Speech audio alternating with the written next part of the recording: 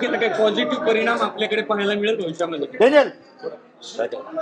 आता तुम्ही हाच प्रश्न जर तिथे काँग्रेस निवडून आली असती तर उलटा विचारला असता.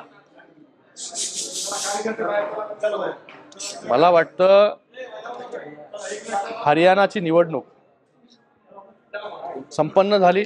आज त्याचे निकाल आपण पाहतोय की हरियाणामध्ये भारतीय जनता पार्टी सर्वात मोठा पक्ष म्हणून आणि सत्ता स्थापनेच्या जवळ जी आहे ती जाऊन म्हणजे 100% सत्ता स्थापन करणार आहे. 50च्या वरती जागा या भारतीय जनता पार्टीच्या तिथे निवडून येणार.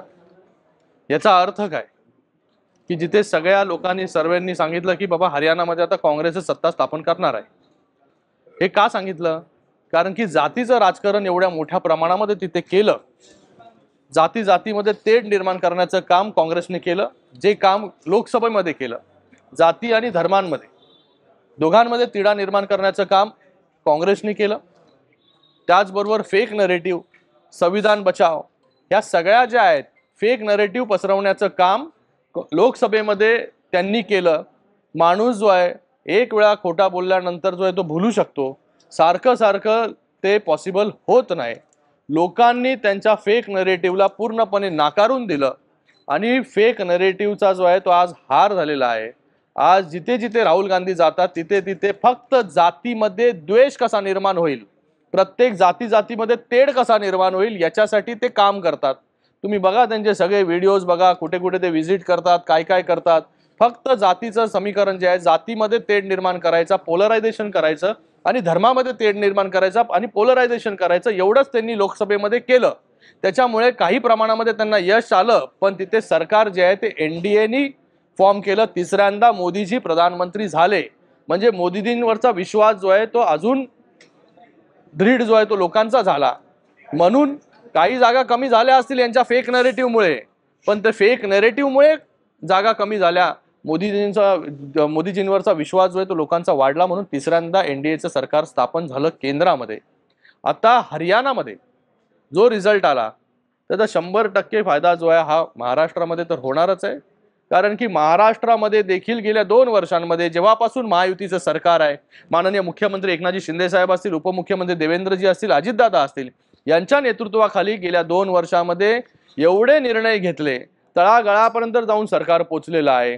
मुख्यमंत्री माझी लाडकी बहीण असेल, लेक लाडकी असेल, युवा कार्य प्रशिक्षण योजना असेल, शेतकऱ्यांना जे आहे 7.5 HP पर्यंत वीज मोफत असेल, कृषी पंप सोलार असेल, त्याचबरोबर इन्फ्रास्ट्रक्चरची कामं असतील, समृद्धी महामार्ग आहे, MTHL आहे, कोस्टल आहे.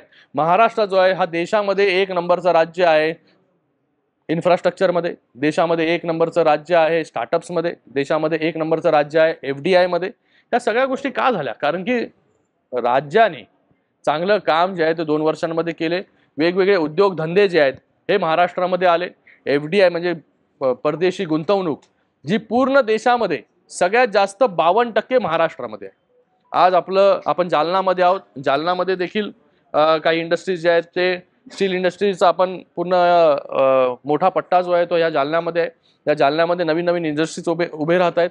तर हे सगळे जे सकारात्मक धोरणं आम्ही घेतली, हे धोरणात्मक निर्णय जे घेतले महाराष्ट्रामध्ये आणि मोदीजींवरचा असणारा विश्वास, मोदीजींचं पण सेंट्रली केंद्र आणि राज्य सरकार मिळून काय करू शकतं याचं चांगलं उदाहरण महाराष्ट्रामध्ये आपल्याला दिसतं. जेवढा निधी केंद्राकडून मागितला गेला तेवढा निधी जो आहे हा केंद्राने राज्याला दिला. परवा देखील अमित शहाजी आले होते. त्यांनी शेतकऱ्यांना जो आहे तो 1400 कोटी रुपये अनुदान जे आहे हे देऊन तिथे गेले, देऊन परत गेले. शेतकऱ्यांना अजूनपर्यंत एवढा 12,500 कोटी रुपये जे आहे हे NDRFचे निकष बाजूला टाकून जे आहे हे शेतकऱ्यांच्या अकाउंटमध्ये पैसे दिले. तरी हे सगळी कामं जी केली आहेत याचं एक पॉझिटिव्हिटी आहे. म्हणजे डबल इंजिनचे सरकार कशा प्रकारे काम करू शकतं त्याचं उत्तम उदाहरण महाराष्ट्र आहे.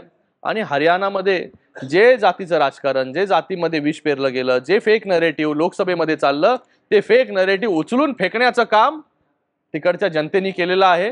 मी हरियाणाच्या जनतेचा खूप धन्यवाद व्यक्त करतो की आपण फेक नरेटिव्हला जे आहे जातीय द्वेषाला, धर्माच्या राजकारणाला थारा तिथे दिला नाही आणि पुन्हा मजबूतीने जे आहे हे भारतीय जनता पार्टीचं सरकार तिथे जे आहे ते निवडून देत आहेत.